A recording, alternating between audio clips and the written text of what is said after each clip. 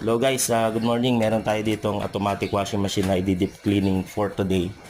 Ito ay washing machine ng tropa, no? So ito ay may ilang taon na nilang ginagamit.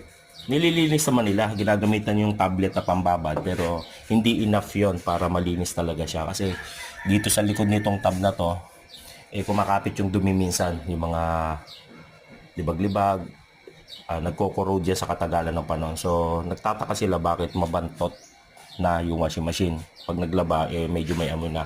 So, doon po mapasok kung bakit inire-recommend ang deep cleaning. So, today, papakita ko sa inyo kung paano yung pagkakalas nito. Ipo-full tutorial ko hanggat maaari. And then, doon na lang ako magkakat sa paglilinis mismo ng mga parts. Pero ngayon, kakalasin na natin to. Yan, so may tornilyo yan dito sa gilid. Tanggalin natin itong mga to. Yan, isa, dalawa. Tapos dyan. Yan, para maiangat natin ito. So pag naangat natin yan, tanggalin din natin ito. Yan, dalawa, tatlo, apat. So kailangan natin tanggalin yung mga yan para magkaroon tayong access sa loob at saka doon sa loob. Yung guys, natanggal ko na dyan. So dito nga pala, kung hindi nyo kabisado, may nakatakip yan na parang sticker. Kuha lang kayo ng matalas or matulis. And then, yan, iangat nyo yan, kabilaan. Para matanggal yung tornilyo. So, ganun lang po ang pagkakalas nyan. Oh, lumipad. So, kalasin muna natin lahat. Nga guys, natanggal ko na yung mga tornilyo dito sa ilalim. Tanggalin din natin. So, ganyan lang. Kailangan buksan natin para magkaroon tayo ng access sa ilalim. So nga pala yung mga tornilyo tabi lang natin. So sunod natin gagawin is ito. Dahil natanggal na natin yung tornilyo, maangat na natin siya. Kung mapansin nyo yan, maangat na ng ganun yan. Yan. So tingnan lang natin yung mga harness sa likod. So yan. So kailangan natin kalasin. Tingnan natin kung may harness tayo na makakalas para maihiwalay itong nasa sa ibabaw. Normally nasa sa may ilalim lang naman yan. So tingnan natin kung pwede natin siyang makalasan, kasi minsan sa puno nakakonect yung mga harness niya, hirapan tayo magkalas. So iangat natin to. Yun nga, nabuksan ko na to. So pupunasan din naman natin yan, lilinisin, sisilipin natin yung mga loob-loob. Pero nung chinek ko, hindi ko makita yung harness, so wala siyang harness. Yung pagka-design niya is iba, nakabalot doon. So alangan naman putulin natin ng wire para lang magkaroon tayo ng clear access. Masisira unit ng customer. So hanggat maaari, pinipreserve ko yung original wirings niya, kasi pwede siyang pagmulan ng mga problema kapag loose ang pagka tape or pagkabalik nun. So ganyan na lang, tinalian ko na lang kasi ito lang naman ang pinakakailangan natin ma-full access. Patanggal to, pabuksan to, mag-access tayo sa loob, So yan, may isa, dalawa, tatlo, apat na tornilyo, tatanggalin lang natin yan. Yan, natanggal na natin yung tornilyo. So pag samasamahin natin, kaya nga nasabi ko kanina. So pag natanggal mo yan, may aangat mo na to. So kung mapansin mo dyan, sa tagiliran, di ba, sobrang dumi. So sabi ng client, nililinis daw yan. Pero yan nga yung sinasabi ko, diyan pumapasok yung recommendation for deep cleaning. Yan yung hindi natin nalilinis ang nakikita. Kahit anong babad mo ng tubig dyan, kahit ilang cycle pagawin mo dyan, hindi yan malilinis nang hindi bubuksan or i-deep cleaning. So sunod kong kakalasin yan, nasa gitna na yan yung pulsator. So may naka Phillips screw lang dyan. Kailangan lang natin buksan para matanggal yung pulsator, So ito, yan. So post ko muna para makabuelo ko. Yung guys, natanggal ko na yung tornilyo. Pala, pag nito tanggal, yan, hawakan mo lang dalawang kamay, laruin mo lang yun, matatanggal mo na, So tandaan mo yung washer nasa sa ilalim ng pulsator, yung washer, kasi sa pagbabalik dapat hindi ka magka-balik-baliktad. Mapapansin nyo, sobrang dumi, di ba? Yan, sobrang dumi. Yan, di ba? Sabi nililinis pero may dumi pa rin. Yun, pag natanggal na yung pulsator, iba-iba yung pagtanggal nito. So kagaya nito, ang design niya is may apat siyang size 8 na tornilyo, ano. Yan, kung mapapansin nyo, size 8. So, apat yan. Isa, dalawa, tatlo, apat. Yung iba, meron dyang malaking nut. So, ang design ng kanya is nakatornilyo. So, apat. So, tanggalin lang yan. Gamit kayo ng L or T na size 8. No? So, ganun lang yan, guys. So, kalasin ko muna. Yan. Kalasin natin. So, ayun. Matigas na. Kung mapapansin nyo, sobrang dumi na dito. Diyan pumapasok. Bakit? Nire-recommend na i-deep cleaning ang washing machine.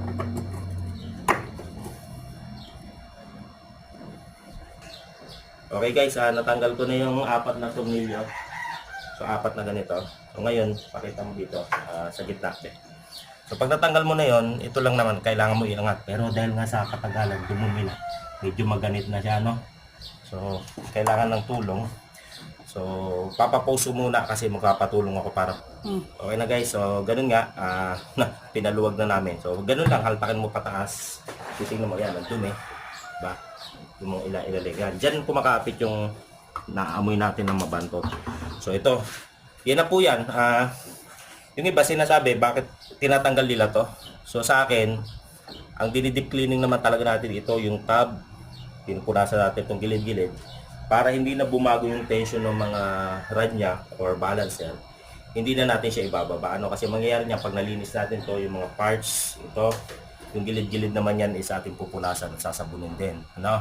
So, kaya minsan, ang nangyayari, pag nag-deep cleaning yung iba, pagbalik, is nagkakaroon ng ingay, tumutunog. Pag nagkabali-balik ka dito, nakaka-apekto din, lalo na pag luma. Di bali kung bago. So, kaya sa akin, pag nag-deep cleaning ako, hindi ko na ito binababa. Okay? So, pag natanggal nyo na yung tab, susunod yung gagawin is, syempre, buksan muna natin itong drain valve, ano? Tatanggalin natin to para pag naglinis tayo yung dumi, is dyan lalabas. So, kanina, di ba, sinabit ko muna, binalik ko muna kasi kailangan ko itagilid. So, lagyan ko muna siya ng screw, no? And then, pag tagilid, papakita ko ulit mamaya.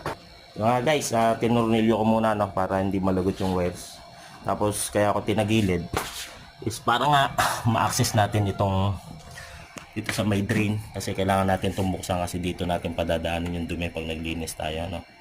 So, para matanggal to, kung mapansin nyo, ito yung drain motor. Pagka nagdi-drain tayo o nag-spinner, hinahaltak niya yan, sumasabay yan, no? Para bubukas yung valve. So ngayon, dahil matigas siya, matatanggal naman natin yan. Yung nagsuserve as spring dito na nakakapit, kailangan lang natin siya i-release. Pero sa akin, ang ginagawa ko is hindi ko na tinatanggal, papahawakan ko na lang to video and then tatanggalin ko. Pakihawak nga, napapakita mo ha, yung makikita mo pagkalas ko, ganyan dito ka sa kabila para makita nila. So ito, gagawa ko sa pagkakalas, ganito lang. So nawakan ko na lang, pwede rin tanggalin doon, pero ito okay naman to. Yan, ganyan. And then, pipihitin nyo lang to. Matigas yan sa muna. So, pihitin ko muna para ma-release. Pag hindi nyo mapihit, kuha lang kayo ng batakan kasi masakit sa kamay. Hindi nyo mapihit, ito lang. Ano lang naman siya. Parang nagkakalas ka lang ng tornilyo ang pihit. Pagka hindi mo pihit talaga, kailangan basahan. Kasi masakit sa kamay. Yan, oh. So, napihit ko na, no? Oh, ganun. Dito. So, pag napihit mo na, ibalik mo lang uli yung kamay mo. Sa akin kasi hindi ko binabago yan kasi pagka yung iba kinakalas-kalas, pagbalik hindi naman bumalik ng ayos, kakaproblema, no? Sa akin ganyan na lang, ginagamitan ko na lang ng lakas ng kamay ko. Ayun. So guys, diba, kung mapansin nyo, nakalas ko na siya. So ganun lang po. And then tatandaan nyo kung paano nyo kinalas, ganun ibabalik. So ngayon yung parang may nakaumbok na yan, nakaharap dito sa may outer part, ano, pag nakatayo. So yan, ganyan na guys, mas tatayo na lang. Okay, so mamaya pag nalinis natin yon, syempre itong mga part na to pupunasan na lang.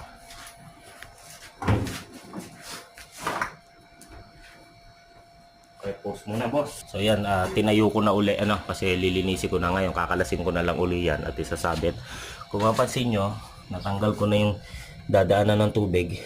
So malayo naman yung motor, ano, nandoon sa likod nitong nitong gearbox. So pagka ganyan, haharangan pa rin natin siya ng kahit tela or plastic para pag nag-drain ako mamaya is dito ang bagsak. And then pwede rin nalagyan mo siya ng pasak konti para hindi bulusok ang labas ng tubig dyan. Kasi dito din naman lalabas yan pag ganun. So takpan lang natin ng konti, ano. And then isa pang basahan.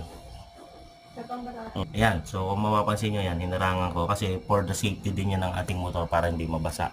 So again dito, hindi nyo kailangan to bombitin or pasadahan ng ating power sprayer. Punas-punas dito para maiwasan mabasa yung mga hindi dapat mabasa. So ayan, pwede na tayo magsimula. Isasabit ko na lang yun and then start na tayo. Alright, gamit kayo tayo madaling palinis, ano. So, kuskusin naman natin. Puro baril-baril lang. Kuskusin natin yung magtatamparsin dito. Kuskusin natin yan. Okay. Ito guys, para hindi masyado mahaba.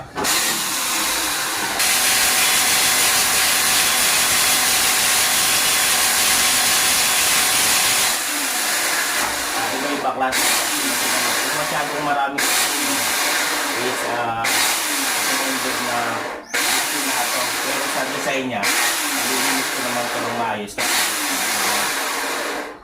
Kailangan natin itong linisin. Okay na, so ito, kailangan natin ito linisin nga guys, ano. So, yan, ito. Tapos ito, mga to. Tapos labas loob. Okay, so shortcut ko muna guys. Linisin ko lang itong mga to. And then mamaya ulit sa pagbabalik. Guys, pag sobrang tigas hindi matanggal ng power sprayer, so gamitan natin ng kahit paano brush, ano, para talagang makayod. Kasi kanina nung binabalawan ko, hindi makuha sa power sprayer. So yun guys, cut ko muna para makatipid tayo, no. Linis lang. Yan na nga guys, nalinis na natin yung mga dapat linisin, ano. Ayan. So mapansin nyo, yan, maputi na, no.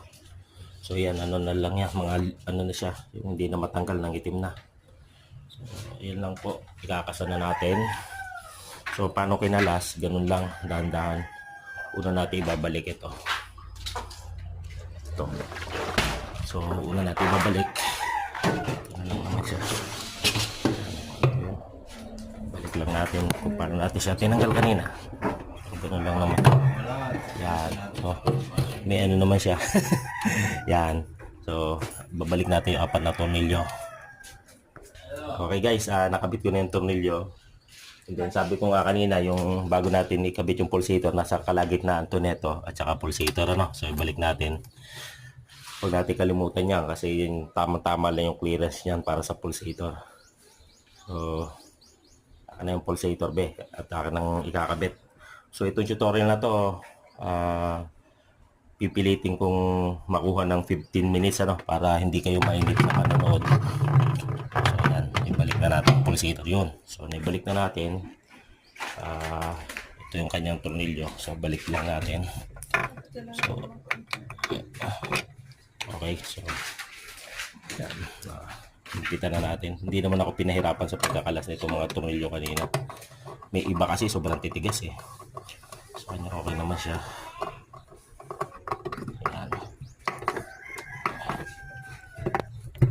Saktong ano lang. Then balik na natin yung cover dito kanina. Akin na po yung cover dito. Ito balik na natin dito sa tagiliran. Tapos yung cover dito sa ibabaw, yung bilog, pasuyo ko. Ayun yun.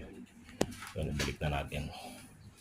O paano laki na last balik? So may hulma naman yan madali namang ma-identify, ano.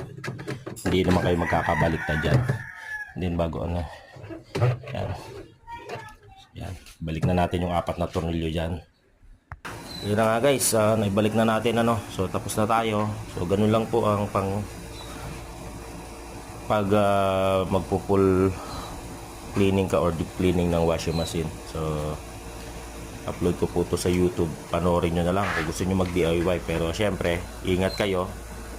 Ang paalala ko lang is kung kaya nyo sundan, gawin nyo. Pero kung palagay nyo malilituhin kayo, wag na, kasi baka lalong lumaki ang sira. Sa gusto nyo makatipid, lalong masira yung washing machine nyo. So okay na po to, tatakpan na lang to. Then okay na. Ayan guys, Tapos na tayo mag-deep cleaning. Yan po yung customer ko, poging-pogi, oh. Kanina mo pa ako dinadali, ha? Okay, salamat guys. Ito lang po. Deep cleaning yan. Complete process.